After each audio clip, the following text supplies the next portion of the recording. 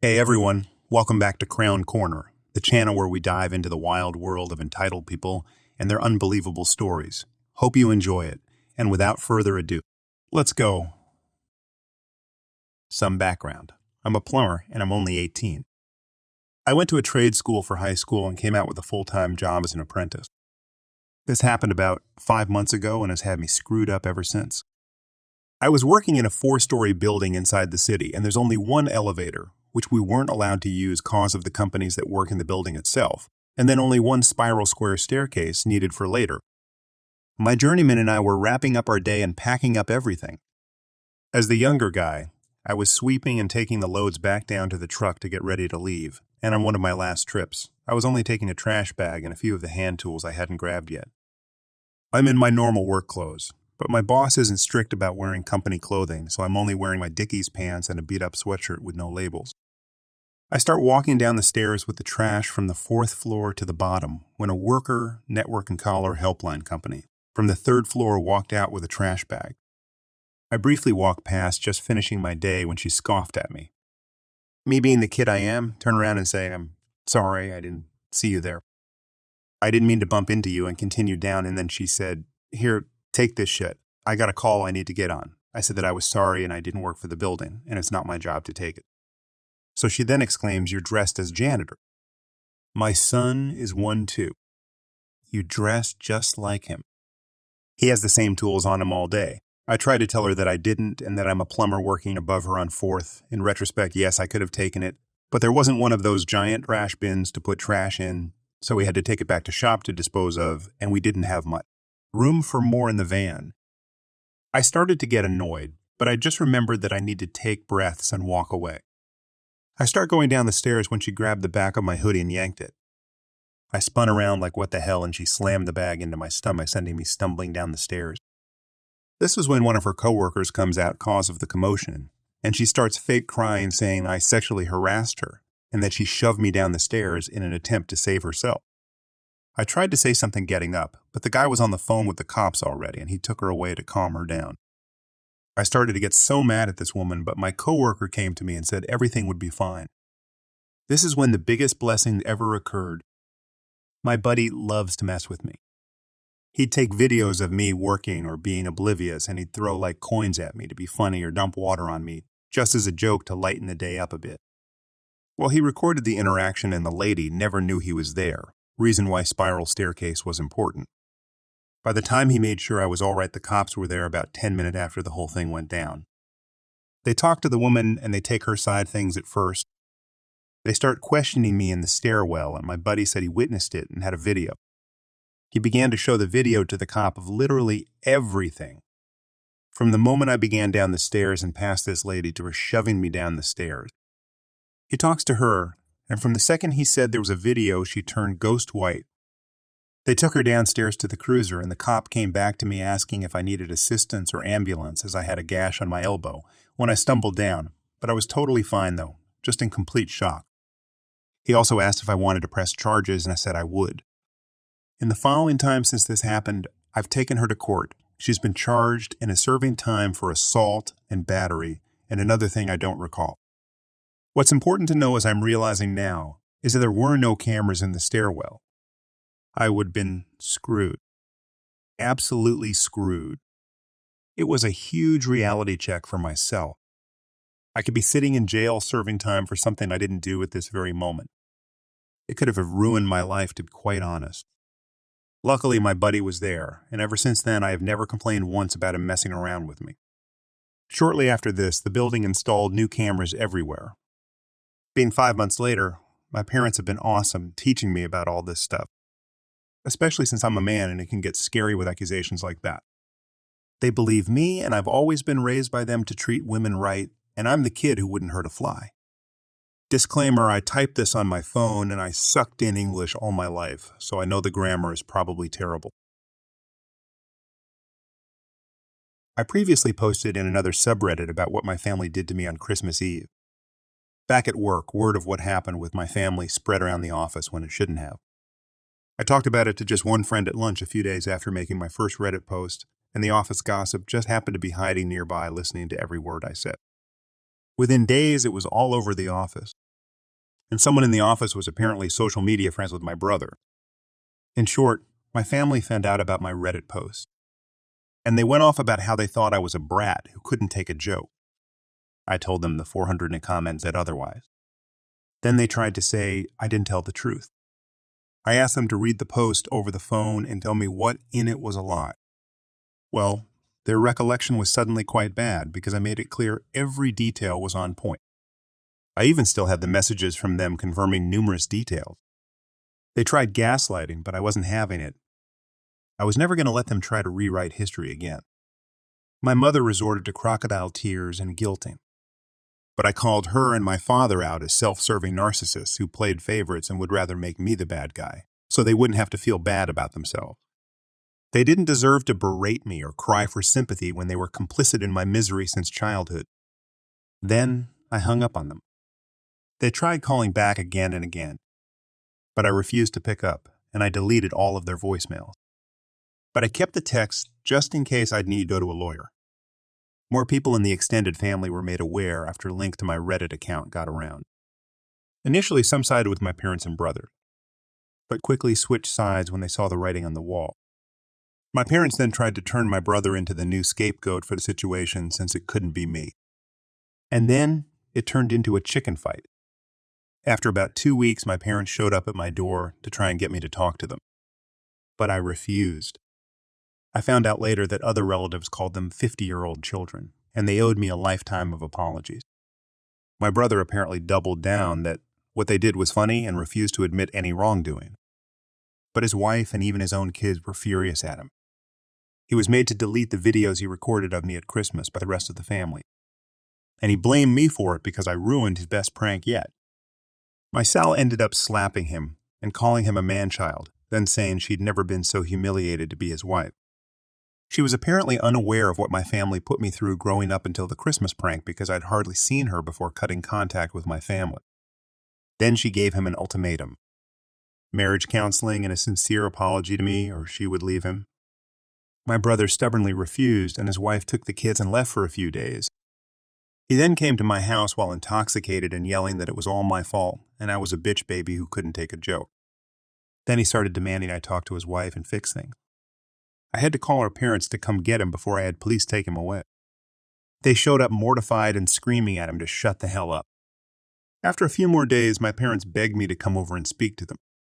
It took me a while to agree. And when I did, my brother was there with them looking like a kicked puppy. His wife had actually gone to get a consultation from a divorce lawyer. And my brother finally realized this was for real, and unless he acknowledged he was a massive a-hole, his life would be ruined. His wife did come back for the sake of keeping the kids in school. But even after months, my brother is still in the doghouse. My brother and parents apologized and admitted they never expected me to show up with such nice gifts, and figured I wasn't likely to bring anything since I hadn't seen them in years, and they'd pranked me so much that it finally clicked with them, why I had previously gone no contact. And even though I showed up with real gifts, they went ahead with their plan anyway since the prank gifts were already there under the tree, and they somehow thought I'd share in the humor. They thought wrong. I told them they would never be apologizing like this if they weren't being humiliated for their actions, to which they actually agreed and started trashing themselves. Then I asked if the apologies they'd given me before were totally insincere and just a ploy to lure me back into the family. They couldn't say they were or weren't. I'm not sure even they know anymore. So then I had a very frank discussion with them about my childhood and why I might never want to associate with them ever again. They didn't argue with a single point I made. All the mistreatment, all the favoritism, all the scapegoating. Why? Why? Because I was the unwanted child. I didn't ask to be born. And it sure as hell shouldn't have taken that long just for them to realize what kind of steaming piles of crap they were as people. They just sat there looking at the floor while I ranted at them. And my mother was crying and blaming herself and my father. And my father started blaming her and saying it all started with her. My brother, for once in his life, knew when to shut the hell up and accept fault. And when he finally did speak, he owned up to everything. Since it was too late to return the gifts to the store by the time I'd made my IT post, the presents I took back were left in my garage, just sitting in a pile. I ended up donating all of them to a local church for a charity rummage sale. So all of that stuff went to people other than our relatives. I was chastised by many for taking the gifts back from the kids, too. But they were sharing in the delight of laughing at me that day. And now they have a lesson in consequences that it was good to have while still young. That said, my mother kind of negated that by going rogue and bought the exact same tablet, DVD combo players for the kids that I did. My father was apparently furious with her at first because she put it all on their credit card. Each of those tablets was around $150. But the fight about it didn't last long. My brother and Sil have been going to marriage counseling, and it's forced my brother to open his eyes. Our parents raised him to be the way he is, but he also kept it up well into adulthood. I've kept moderate contact with my family for the sake of getting to know my nibblings, and they're actually good kids. They don't blame me for taking the gifts back anymore because they understand how angry I was at Christmas. I had my birthday in March at a local pizza parlor, and my family were invited. It was literally their last chance. And shockingly, they did not blow it. They couldn't figure out what to get me, so they gifted me a large card with $100 cash in it, and a will do better apology written in the card. They also gave my girlfriend a set of sterling silver earrings, big apology, as a makeup for Christmas, since she'd refused to see them in person till then.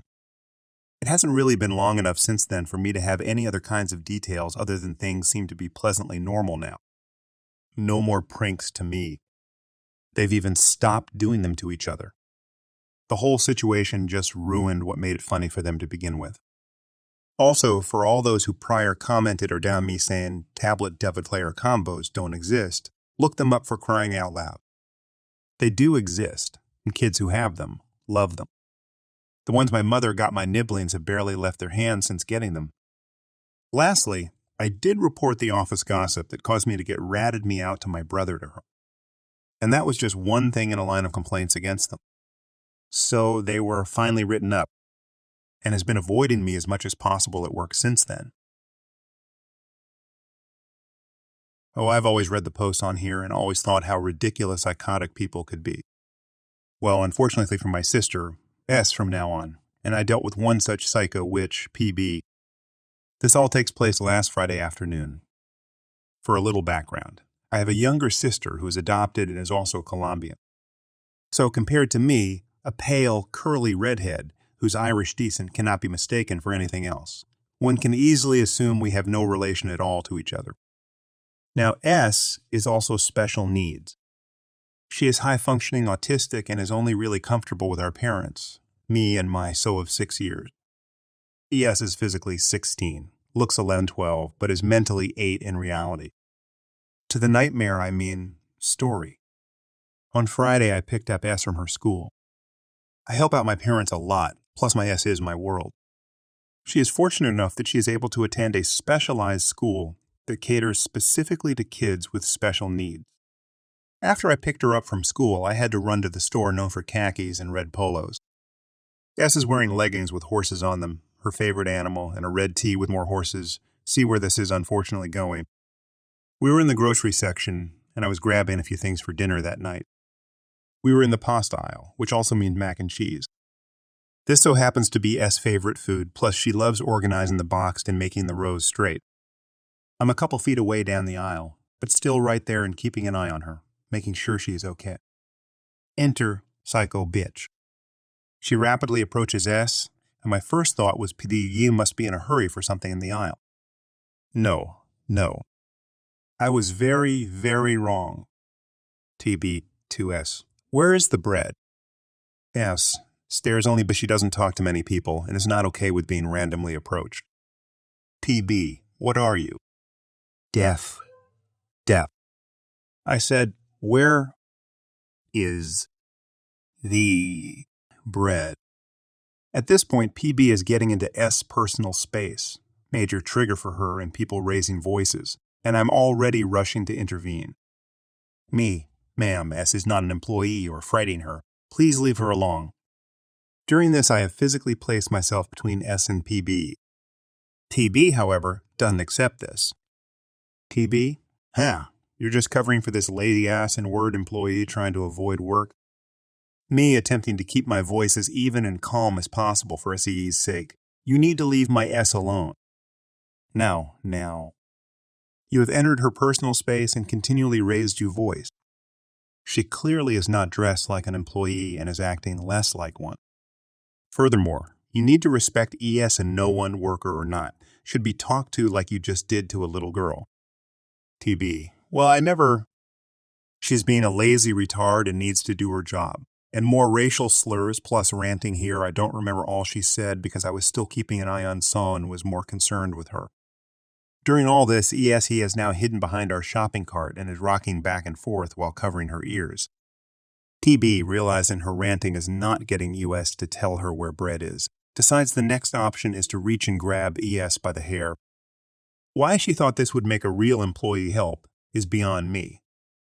They start screaming and I immediately slap PB hand away and remove her from S. TB, how dare you? Do you know who I am? You are a worse employee than that idiot. I'm calling the police. You assaulted me. Me. Go right the hell ahead, bitch. I'd like to see you try. TB storms off to find the manager at this point. I immediately turn and try to calm S down and lay down with her. This helps S and start to hum a little. She is still upset, but is starting to calm a little. TB returns sadly with manager, M, in town. TB is going on and on about being assaulted and how C and I need to be fired. Hello, what occurred? TB is claiming you assaulted her? Me. Actually, she physically grabbed S and yanked her hair because PB believed S was an employee despite me saying many times she is not. I had to forcibly remove PB from S head. So, if you call me defending my autistic sister assault, then go ahead. M is confused as he heard a very different story. PB, it's too late now, Betch. I didn't do anything wrong. You're just mad you failed to pretend you and S don't work here and are now losing you jobs? MPB, neither of these women work here. You assaulted this girl, and if anyone is pressing charges, it would be... If you'd like, I can pull up security footage. Now, you can either leave right now or be escorted by security. That is your choice to make. TB, now getting the picture that she is in major trouble, tried to excuse her way out, but ultimately forcibly removed by security, but not before getting her information. M offers to give us everything we needed as comped, but I was more worried about S and getting her out. So, gave us gift cards for future trips, and I got us back home as quickly as possible. Once home, and after helping S calm down, I called the police and reported PB. The M told me he would provide the footage if needed. I told the police everything that happened, PB's name information, and that M has footage of the event. For anyone wondering, Essie is doing well, but doesn't want to go anywhere near the Bullseye store, and is refusing to interact with anyone but me right now. She's having night terrors, but I'm staying with parents and am sleeping in S room with her currently to help out and care for her. Update. Thank you for everyone with kind words. It's been stressful, and it's been hard seeing my sister going through this. We are pressing charges, hence calling the police once I'd gotten my sister home. I am thankful to say my boss understands the situation, and fortunately I'm able to work from home if needed, so I've been staying with my parents and working from home while helping out. My sister went through a major breakdown, understandably so, and is recovering. To those who think this is fake, I'm sorry you think this, and honestly I wish it was. In no world would I wish PB's behavior on anyone, but especially not my sister. Update. To everyone telling me to give my sister a high five, done. She's been happily drawing today and is currently enjoying a massive bowl of mac and cheese. And all of her favorite stuffed animals are sitting at the table enjoying some as well. Our parents are looking for a good therapist in the area for my sister who uses play therapy. I believe that is what they said. Don't quote me, please. Yes, I know I seem too calm considering the circumstances, but I knew trying to stay even-tempered was the best thing at the time for my sister. That being said, if someone said anything like that about her to me with her not present, they would have had a drag-down fight, and I would have gone for the throat. I wanted nothing more than to hurt PB. I just knew trying to take care of my sister was more important, and me responding that way would have done more harm than good. Enjoying the stories yet? If you do, please subscribe, like, and comment. I've stumbled upon this subreddit not too long ago, but reading some of these stories has reminded me of an encounter I had about 7 years ago. I was keeping a very detailed diary at that point, trauma therapy related, so I have all the details logged as well as all the info I got afterwards. A little bit of background is in order here. I grew up in a very abusive household. Berating, gaslighting, emotional blackmailing, hitting, screaming were all on a daily basis for the first 23 years of my life until I have finally saved up enough money and mustered enough courage to leave that hellhole of a place. I have moved to a different town, about 2 hours by train, found myself a small apartment and a quiet job as an office assistant. I have also started therapy as soon as I settled in to become more of person instead of a big pile of poo my parents made me believe I was. Now, unpacking all the baggage wasn't easy, and in the first 2 years of therapy, I was a wreck. High functioning, but still a wreck. I was diagnosed with CPTSD, depression, anxiety, and a couple other things on top. I was fortunate enough to have such understanding colleagues, and at least didn't have to worry about my job or income on top of everything. With that out of the way, let's get to the actual encounter. It was about 10 months after my move. One Saturday, after a really long crying episode, I went to the fridge to find out it was empty. Save for a lone pickle in a jar, and I needed to go get some groceries if I don't want to live on crackers and pickle water. I totally wasn't in any shape to go anywhere where there might be other people, but it was my fault for postponing the trip for so long, so I have just pushed myself to get dressed, brush my teeth and hair, grab a shopping basket, and go to the nearest supermarket, which was incidentally the same chain I was working in, part and full-time when I was still living with my parents in the other town, which really wasn't surprising since the chain is in like every bigger town. So I walk into the shop already shaking and anxious and trying to attract any attention to myself whatsoever. I grab a bit of produce, a carton of milk, several packets of ham and cheese, some yogurt. I am almost done. Just a bag of sugar, some pasta, and ketchup, and I can bolt to the register. I'm telling myself when someone taps me on the shoulder, and I'm immediately triggered. Meaning most of my system shut down in order not to do something stupid. I slowly turn around to see an angry-looking woman that could be my mother, which is acting as another trigger, nervously tapping her foot on the floor. Can I help you? I managed to get out through the fog because my polite system stays operational at all times. About the time you notice me, I've been talking to you for about 3 damn minutes by now. Where is that coffee that is supposed to be on sale? It takes me a while to process what she was saying and formulate an answer. I don't know. I don't drink coffee. What do you mean, you don't drink coffee? I didn't ask you to drink it, you dimwit. I asked you where I can buy it. At this point, the lady is practically screaming at me, at which point I start to back away from her, and then everything goes blank. The next thing I knew, I was staring at a hospital ceiling with a throbbing pain at the back of my head, and a nurse leaning over me, asking me how I am feeling, to which I'm asking her what day and time it is, and what the hell happened. She frowned and said, "It's Sunday 8 p.m. and apparently you hit that shelf pretty hard." I just let myself fall asleep again because I seriously wasn't in any shape to think straight at that point. On Monday, my therapist came, helped me call my workplace since I definitely wasn't coming to work for a couple days. Then 2 police officers came in to take my testimony and ask if I want to press charges, which has taken me aback. Like me suing someone. For what? Apparently, after I started backing away from the woman, I shut down for good and started frantically pleading with her to please not hurt me, while she continued to scream and close in on me, until I could not step back any further, at which point she got so upset she grabbed my shirt and yanked me to her to be close to my face, to which I have instinctively reacted by pushing her away with as much force as I could. Since she didn't expect retaliation, she lost her balance, let go of my shirt, and we both went backwards. She has landed on the tile floor, bruising her butt while I hit the shelf behind me head first. The security guard and one of the employees got there in about the same moment, so they saw us fight and fall. The security guy went to help the Karen, still screaming on top of her lungs that she wants me fired for being rude, while I was curled up on the floor, hands around my bleeding head, crying and promising I'll be good, just don't hurt me anymore. Anyway, police and paramedics came. Officers scooped up Karen after seeing the camera footage, while paramedics scooped up me and got me to the hospital with a fine brain concussion. It has turned out that the Karen was originally from the same town as me and saw me working at the supermarket there regularly, so when she happened to be in a different town, it didn't occur to her that I'm not working in that particular store. And since she was somehow acquainted with my mother, who most likely told what a piece of I am, she treated me accordingly. Or at least, that's my conclusion. To this day, I'm not aware on any other interaction between us than this. I ended up pressing the charges after consulting my therapist.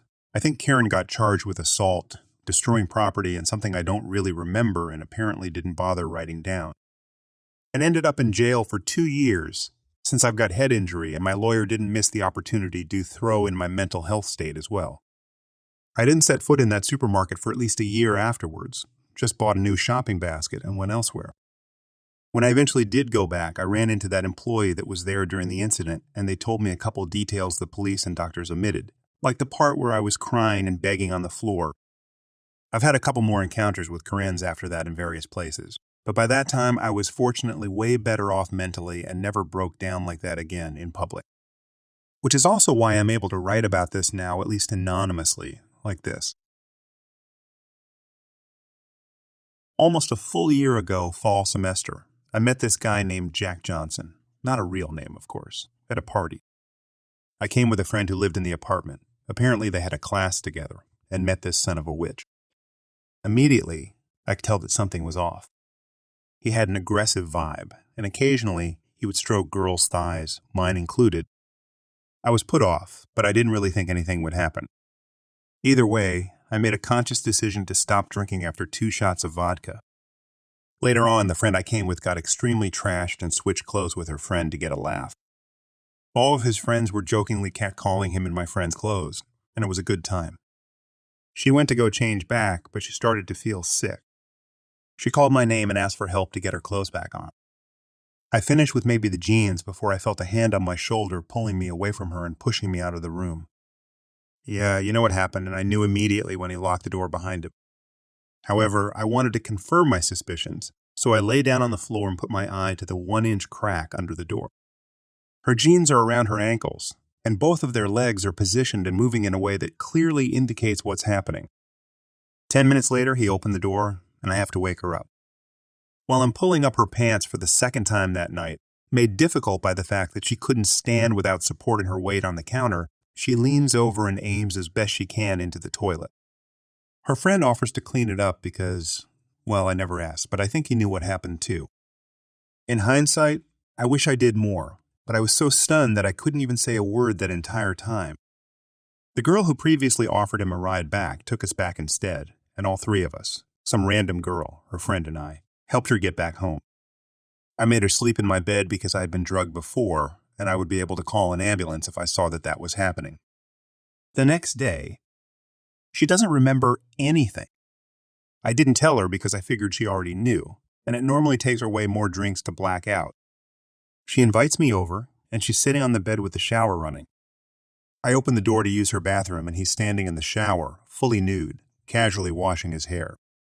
He turns to me and says, "Oh, hey, bear with your Jack. How have you been since yesterday?"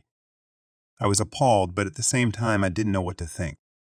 Yes, I had adequately processed that he sexually assaulted my friend, but I was just so taken back by his casual demeanor about it. I'll gloss over some stuff. He didn't know sleeping with a girl is considered rape. He subsequently did this to my friend several times, sometimes not bothering with waking her up before doing anything. About 2 weeks later, Jack mentioned that he was in an open relationship and didn't talk more about his girlfriend after that. He later introduces us after we asked him so many times to bring her over. Before he brings her in the room, however, he tells both of us not to tell her that my friend has been sleeping with him because she gets jealous. Major red flag, but I believed it at the time. He brings her in, and she's pretty chill. Not a single problem between us except for the fact that Jack slid a hand up my skirt while we were all watching a movie. I quietly push his hand away. 2 weeks later, my friend and his girlfriend are pretty close, and they start putting together the pieces. He's actually in a closed relationship with her, and he had bragged to my friend multiple times that he has slept with at least 30 different women since the time he's been at our school. I realize, hey, that's a lot of people, followed by, oh crap. Now, we go to a pretty large campus. There are probably 10,000 freshman students living on campus, but it's not hard to get connected on the party scene when everyone exchanges Snapchats after a couple drinks. Every party blows up with people, and after about 3 months, I got on a first-name basis with almost every girl I saw. So I started asking everyone who knew Jack. As it turns out, 30 was a lowball. I suddenly had 50 girls reaching out to me and asking if he had done the same thing with me. Turns out, this guy has a reputation for crashing frat parties and drugging people. He thought he would have gotten away with it too, because apparently there's no chance all of us will know each other. Well, if they didn't, they do now. Yeah, so at this point I'm like, all right, gal, ready to rock this guy's crap? His girlfriend immediately broke up with him after finding out. I asked around, and not a single person had any viable proof, just a crapload of PTSD. We're all looking for ways to nail him, and we decided that because the university party scene is so networked, we can basically forewarn every single unsuspecting girl about this guy. But of course, that's not enough, and once a new batch of freshmen came in a year later, it would be open season. I personally open a case for counts of assault. In my state, any unwanted physical contact counts, no penetration necessary, and encourage my friend and his ex to do the same. All three of us press charges on the spot and let them get off to investigating. And no, there's not any proof, but his parents don't know that. At this point, we had at least the illusion of leverage, and we wanted to figure out how we could get back at him because we knew that no conviction would come out of those charges. He wouldn't shut up about our university swim team and its famous coach, and he talked about how much he loved living on campus, how he was getting a job at my favorite vape shop, and that he wanted to rush for a frat next semester. So we got a plan working. His ex reached out to Jack's parents and asked them to meet concerning pending charges. I would later find out that his mother was a psychiatrist, and his dad worked for the government, specifically in domestic violence cases. My friend went with her for backup and morale support, but they both ended up breaking down in front of them. They made a deal that they would pull him out of school if we dropped the charges after he finished the semester in 2 weeks.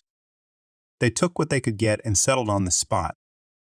After all, in the eyes of the law, there was little differentiating our cases from fake allegations. He'd be living 40 minutes away and completely ineligible for the swim team.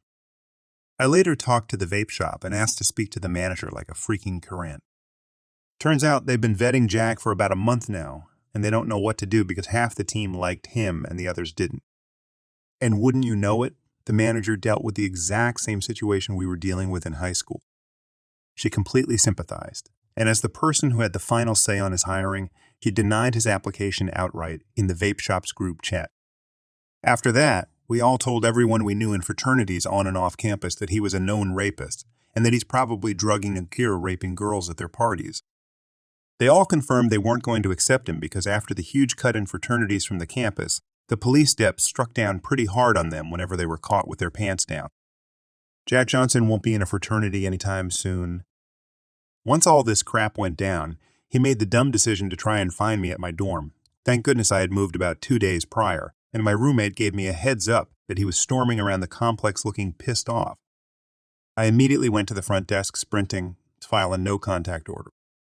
I explained the situation, and the guy immediately called the police.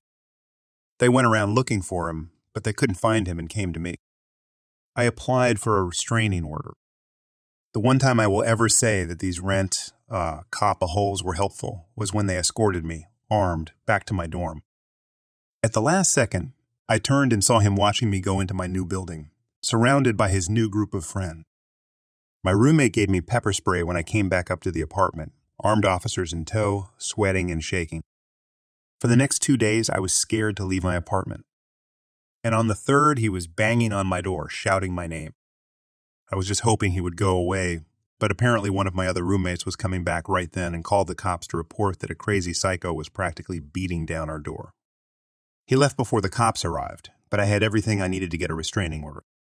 He isn't allowed within 200 feet of my dorm building, but the university's police department told me that I could call them if I saw him anywhere in the complex. 2 months later, I reached out to his new girlfriend on IG and told her about the sexual assault allegations against him. She unfollowed his IG account about 20 minutes later. He used to come here pretty often during the next semester despite the fact he wasn't a student anymore, but because he kept getting the stink eye, he stopped. He won't even dare take a step in his favorite vape shop anymore, and last I heard, he got a job at a fast food joint to save up for community college because his dad refuses to pay. Thanks for joining us. If you enjoyed the video, don't forget to hit the like button and subscribe for more captivating stories. Share your own experiences, opinions in the comments below, and let's keep the conversation going. Until next time, stay tuned for more epic tales.